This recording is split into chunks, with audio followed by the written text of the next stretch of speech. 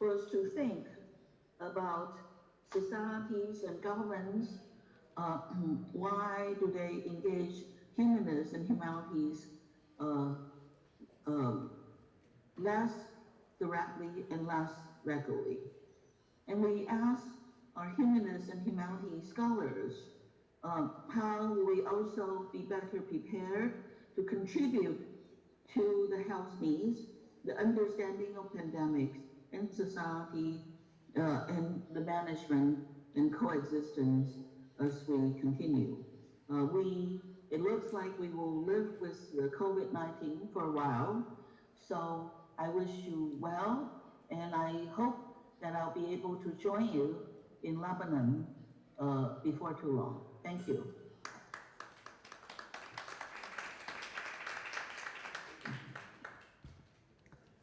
Thank you, Doctor, for the presentation with this historic perspective on the challenges coming from pandemic or similar social challenges.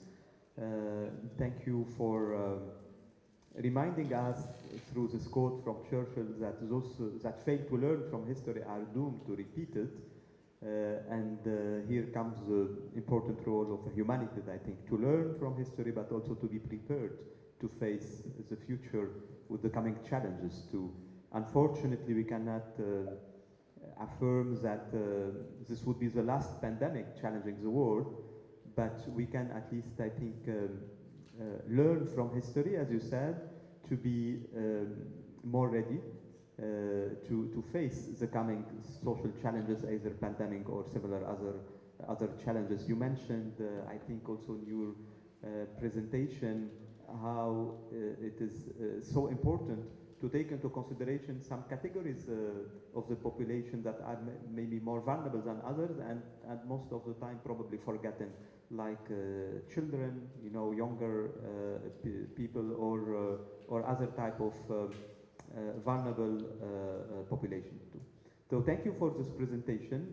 Hopefully we'll have time later on to collect some feedback from the audience and questions related to this. But now, allow me to move to the second presentation with the presence with us also remotely from Mali, His Excellency Dr. Adama Samatsikou. We are very pleased, Doctor, to have you with us. Unfortunately, only online, and hopefully also, as Dr. Ping Chen wished that to have you both in Lebanon in the soonest possible opportunity. So Dr. Samatsikou who is a special advisor to the President of the Republic of Mali in charge of humanities, and has also a long career, I would say, and history in relation to humanities. With his rich experience, he will speak about humanities in the age of digital information exchange. We look forward to hear you, Doctor. Sabah al-Noor. Good morning. Chers amis, je voudrais vous saluer depuis Bamako en vous disant à unisson et me réjouir d'être avec vous virtuellement dans cette belle cité de Blox. Je voudrais aussi féliciter et cette amie directrice, chère Darina, que je remercie pour l'honneur fait de prendre part à cet important symposium. Le monde d'après la COVID-19 sera l'histoire d'un monde qui a compris peut être solidaire. En effet, la pandémie mondiale dessine chaque jour, malgré elle, un nouveau monde qui accepte de faire une plus grande place fiscale pour maintenir le rythme de production qui aura existé avant la pandémie. Jamais le digital n'aura été présent dans notre du télétravail à la consommation de contenus culturels, films, musique, etc., en passant par les questions de modes de consommation, commandant, livraison par drone, finance technologique en plein essai. l'être humain du XXIe siècle accepte d'être guidé, conduit et orienté par la technologie qui, par l'apport de l'intelligence artificielle, tendent à prendre pied dans tous les comportements de vie.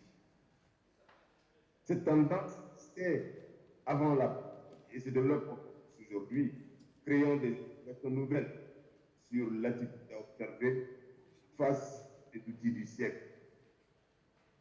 Faut-il aveuglément faire confiance à cette science des technologies amies ou faut-il au contraire encaisser la conscience? Cette tendance, il est fait le concept qu'il faut avant tout penser les technologies avec l'humain au cœur de ce projet de développement. Et pour ce faire, la communauté des chercheurs, les acteurs des humanités devront s'approprier cette intense réflexion sur l'humain à l'heure digitale, en cette période post-crise pandémique. Mais avant, les humanités devront se définir dans cette ère digitale.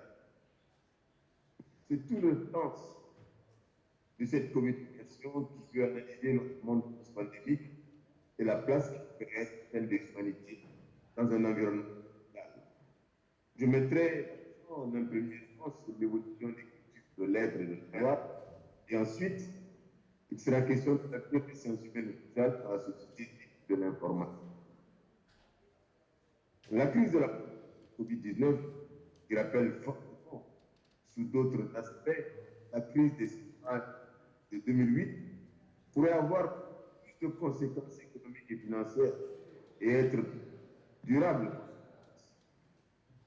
Ces crises d'algorithmes sont en fait le résultat du schéma européen fondé sur une culture de l'avoir et de l'être.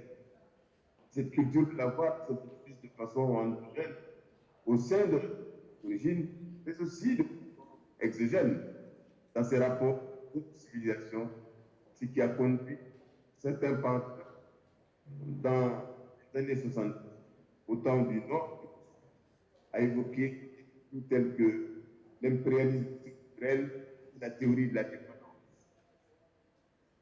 Ces deux approches s'articulent, selon moi, autour d'un même principe, une conduite équitable des affaires du monde.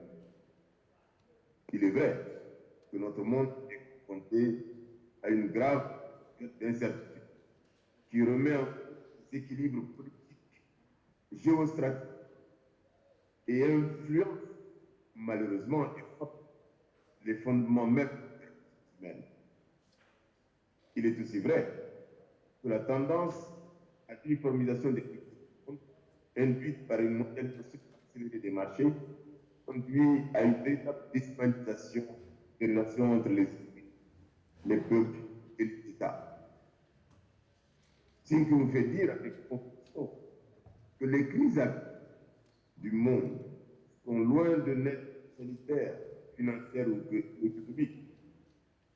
La crise mondiale est plus profondément sociétale, celle de la perte de sens.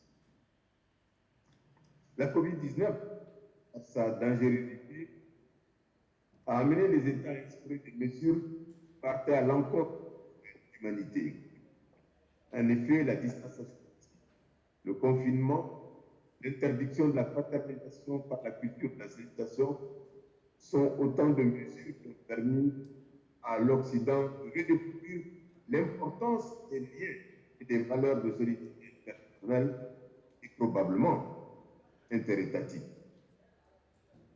Des médecins cubains applaudis à leur arrivée à l'Italie pour prêter main forte à ceux qui sont touchés par la pandémie, des masques distribués à toute l'Afrique par la Chine, des concertations pour trouver un vaccin de qualité sont autant de signes qui ont pu faire croire que la crise a amené l'Europe et l'Occident à découvrir les problèmes de l'histoire de développement et ceux des projets possibles.